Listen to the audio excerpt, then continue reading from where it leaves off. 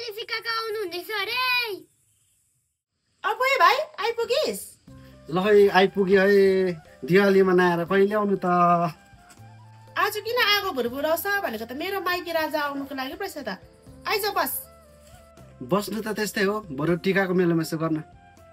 टिका त लगाइदिइहाल्छु नि। बुढा आइज न। पानी खान्छस् कि जुस खान्छस्? परदेशबाट आएर के पानी र जुस खानु होइन र परदेशी दाइ? अरे हो माइला, अनि कस्तो छ? अब कस्तो हुनु र, जस्तोको त्यस्तै। अन्त माइला रक्सी खानु छोडिस् तैँले?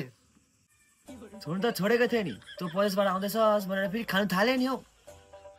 छोडेको कुरा फेरि खानु हुँदैन हौ माइला। अब बल्ल बल्ल भेटेको, रक्सी किनु, जुम खानु। घरमा आइपुग्नु पाएको छैन? कसै कसैलाई चाहिँ रक्सी घिच्नु परि गयो। तोरको लागि कमाउनु गएको यत्रो वर्ष घर छोडेर।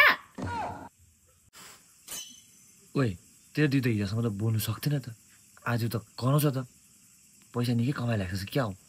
पैसा त त्यस्तै हो, लुगा चाहिँ मैला बनाएर आयो माइला। हौ काइसा, यो मौका त दिवाली जस्तो होइन नि, बारम्बार आउने। यति बेला नै हो बुद्धि लगाउनु पर्ने। मलाई याद छ त्यो परदेशी कान्छाको कसरी पैसा लुट्नुपर्छ भन्ने कुरा। किन बोलाउनु भयो कान्छी साहब? अरे आइपुगिस्, बस्न। बस्नु त त्यस्तै हो, के काम थियो कान्छी साहब? अब तैँले साउदीबाट धेरै पैसा कमाएर आएको छस् होला। अब त्यो पैसा ब्याङ्कतिर होइन, इन्भेस्ट गर्नुपर्छ। त्यसलाई नै बिजनेस भन्छ। इन्भेस्ट त गर्नुहुन्थ्यो। हेर, कन्फ्युज नहु। त्यस्तो इन्भेस्ट गर्ने मेरोमा बुद्धि कति छ। त्यस्तो कुरामा त झन् कन्फ्युज हुनै हुँदैन। त्यस्तो बुद्धि त काइसक्दा कति छ। हेर, एउटा आइडिया छ। अब यहाँनिर हामी होमस्टे खोल्नुपर्छ। पैसा तेरो, आइडिया मेरो, होइन? हो काइसा।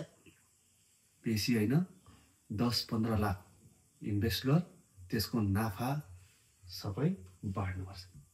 आइडिया त ठिकै हो काजी साहब, पैसा नकमाएको होइन मैले। पहिला लागेको ऋण तिर्दै ठिकै भयो। फेरि सानोतिनो घर बनाउने सोचियो, त्यतै अलिअलि खर्च गयो। फेरि तपाईँलाई त थाहै छ, बाउ विवाह हुँदा सबै रहल पैसा सकिगयो। अब फर्किनु पर्ने काजी साहब, फर्किने टिकटको पैसै छैन। मिल्छ भने काजी साहब 50,000 जस्तो मिलाइदिनुहोस् न, म गएर तिरिहाल्छु। पक्का काजी साहब, गएको फर्स्ट सेलेरी चाहिँ तपाईँलाई हालिदिन्छु। हो काइसा, साँच्चीको पैसा नकमाइकन आएको रुग्यो त। यस्तोलाई के भन्नु परदेशी, बरु यसकोमा भन्दा त मेरामा रहेछ पैसा। ल 10 रुपियाँ भुजासुजा किनेर खा। मेरो हाल नसोध्नु, म सधैँ झै बेहाल।